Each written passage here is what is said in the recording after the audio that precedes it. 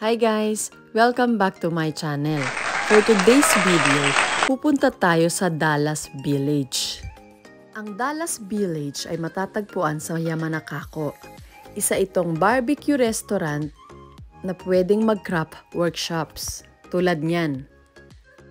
Pwede kayong gumawa ng paso, mugs, or plato na kayo mismo ang magde-design. Yan, yung guest mismo ang nag-design ng mga yan. Picture frame, coasters, necklace, at kung ano-ano pang bagay na gusto nyong kayo mismo ang gumawa.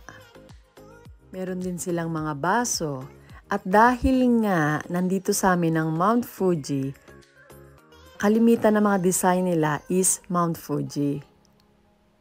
So ito ang batang mahilig mag-workshop.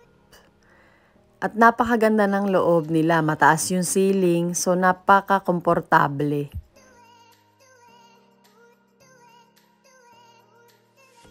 At ito naman yung barbecue terrace nila. Ngayon medyo maulan. Hindi natin tanaw si Mount Fuji. Pero pag maganda ang panahon, kitang-kita po yan. At dahil may extra kaming oras, kakain muna po kami kesa maghintay. Ma-enjoy nyo ang barbecue outdoors sa kanilang log house style restaurant. Marami rin pong pagpipilian. Specialty nila ang tokachi beef, spare ribs na galing pa sa Hokkaido. Meron din silang iba't ibang curry, beef curry. Meron silang salad, of course, side menu. Meron din silang mga fried chicken, spicy chicken, at syempre hindi mawawala yung dessert. Kaya okay na okay dito sa mga bata. Shoe cream, yan. Soft cream. Masarap din ang soft cream nila. Medyo pricey pero masarap po. Alam niyo naman po si Kato Chang mahilig sa mga malalamig. Ayan ang drinks niya. Mount Fuji inspired. Meron din po silang mga alcoholic drinks para sa mga mahilig uminom. May wine, may beer, whiskey, at Japanese sake. Pound steak from America. Napakasarap pakinggan ng tunog niya, di ba? Parang ang sarap-sarap. Yabay. Konoko ni made todoite shimau. Okay guys, pumunta naman tayo sa ating Japanese word of the day. Ang ating Japanese word of the day is yakiniku. It means barbecue. Yaki means grilled and niku, ang ibig sabihin ay meat. Yakiniku. Meron din silang spaghetti meat sauce. At hinihintay naming maluto ang steak. Ayan, damihan nyo po yung vegetables, walang problema. Para healthy.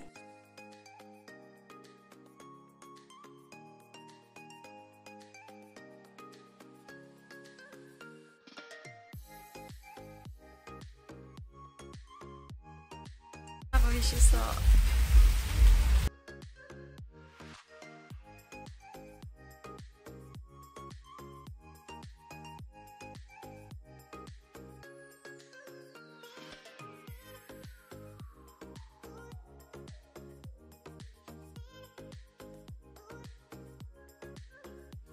Mite, watashi no fujisan.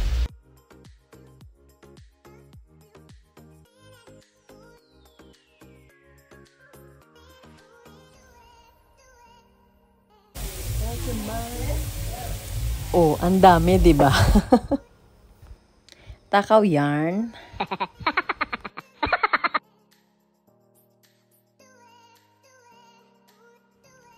Ang Dallas Village ay bukas from 11 a.m. to 5:30 p.m. Pwede dito ang outdoor seating, dine-in, take-out, pero no delivery. Pwede rin pong magpa-reserve na kayo para mas sure na makapasok kayo kasi famous din po ang restaurant na ito. The best po ito para sa may mga bata o para sa magbabarkada kasi pwede po ang grupo na magpa-reserve dito. Malaki po yung space nila outdoor pero make sure na may reservation kayo para sure. Sikat din ang mga menu nila na dry curry, prawn curry, barbecue tulad ditong pound steak nila. At yakiniku. Oishii?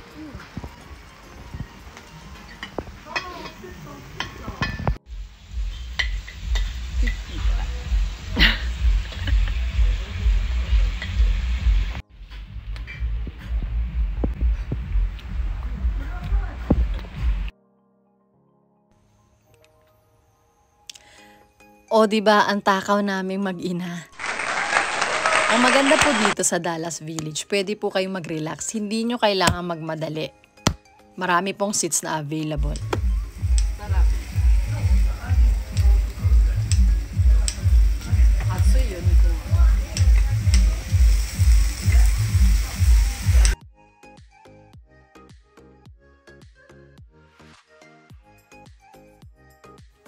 So ayan, ngayon nandito na po tayo sa exciting part. Nandito po kami sa isang kwarto sa second floor ng Dallas Village Restaurant kung saan pwede kayong gumawa ng inyong mga hobbies.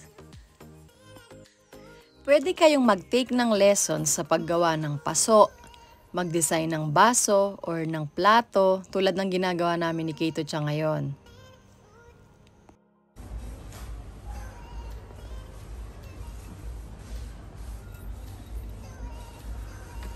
Drawingan nyo muna sa pamamagitan ng lapis at pagkatapos tsaka nyo lagyan ng kulay. Malaya kayong pumili ng design na gusto nyo. Pero hindi nyo kagad makukuha. Mga 1 week pa siguro bago nyo makuha yung gawa nyo. Kasi i-coating pa nila yan. Kagaya ng mga ginagawa sa mga plato.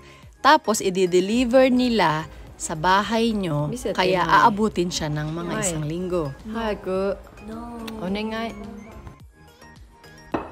Ah! Kawaii! Mo ikai.